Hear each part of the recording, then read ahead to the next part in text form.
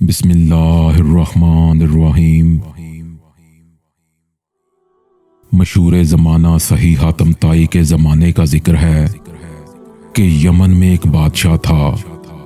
یوں تو وہ بڑا نیک اور سخی تھا، غریبوں اور محتاجوں کی دل کھول کر مدد کرتا تھا، لیکن جس محفل میں بھی سخاوت کا ذکر ہوتا تو لوگ حاتم حاتم کرتے۔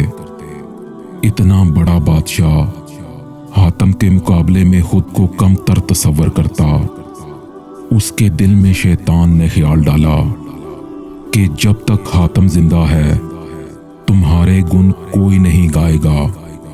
یہ سوچ آتے ہی اس نے حاتم کو قتل کرنے کا ارادہ باندھ لیا اور آخر ایک لالچی نوجوان کو اس کام پر رضامند کر لیا۔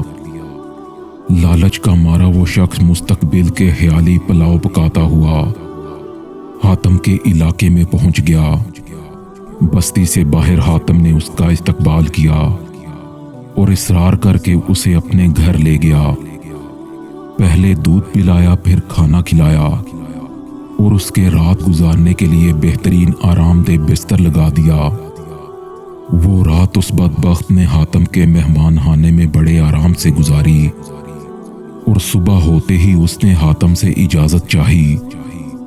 حاتم نے منت سماجت کر کے اسے مزید خدمت کا موقع دینے کو کہا، لیکن اس نے کہا اسے ایک بہت ضروری کام پر جانا ہے جس میں اسے حاصل بڑے فائدے کی امید ہے۔ حاتم نے حیران ہو کر پوچھا کہ ایسا کون سا کام ہے جس میں آپ کو بہت بڑے فائدے کی توقع ہے؟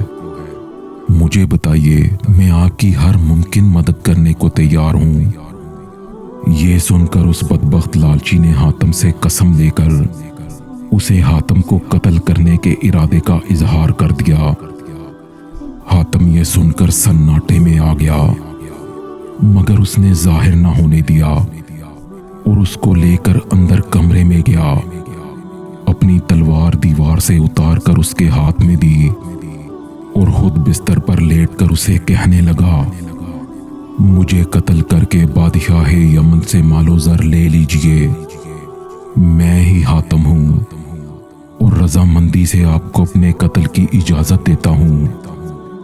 وہ بدبخت یہ سن کر دنگ رہ گیا اور حاتم کے قدموں میں گر کر گڑ گڑاتے ہوئے بولا، واقعی سخاوت کا بادشاہ تو ہی حاتم ہے۔